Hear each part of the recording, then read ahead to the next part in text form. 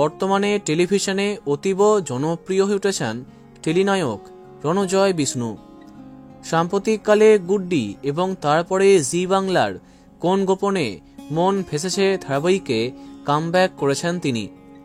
অন্যদিকে বাস্তব জীবনে কদিন আগেই অভিনেত্রী সোহিনী সরকারের সাথে ব্রেকআপ হয়েছে তার। এরই মাঝে শোভন গাঙ্গুলির সাথে প্রেমের সম্পর্কে জড়িয়েছেন সোহিনী।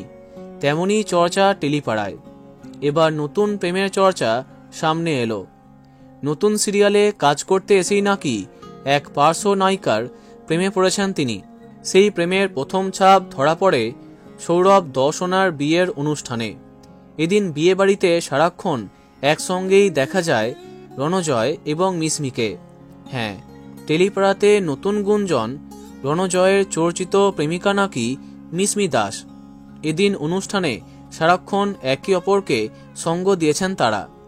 তাদের এই বিশেষ বন্ধুত্ব সবার নজর কেড়েছে, তাই তাদের নতুন প্রেমের চর্চা টেলিপাড়ায়। তাহলে কি নতুন সিরিয়ালে কাজ করতে এসেই প্রেমের সূত্রপাত? কেননা এই সিরিয়ালে একটি চরিত্রে আছেন মিসমি দাস। এদিকে মিসমির সঙ্গে তার প্রেমের গুঞ্জন শুনে হেসে ফেললেন তিনি। হেসে উড়িয়ে দিলেন সেই চর্চা। তার কথায়, মিসমি আমার নতুন সিরিয়ালে বোনের চরিত্রে আছে। আমার তো এটা ভেবেই হাসি পেয়েছে। ওরও যে নিমন্ত্রণ আছে তা জানতে পেরেছি সেদিন সেটে এসেই। এবার এক জায়গাতে গেছি যখন কথা হবেই।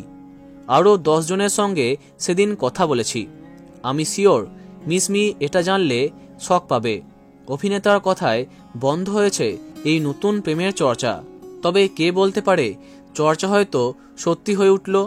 এমন তো অনেকবারই হয়েছে। দেখা যাক এবার কি হয়। তো বন্ধুরা, এখন তোমার কি মন্তব্য কমেন্টে জানাতে পারো।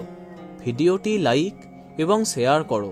এই রকমই অনেক ভিডিও পেতে সাবস্ক্রাইব করো কারেন্ট পজ। ধন্যবাদ।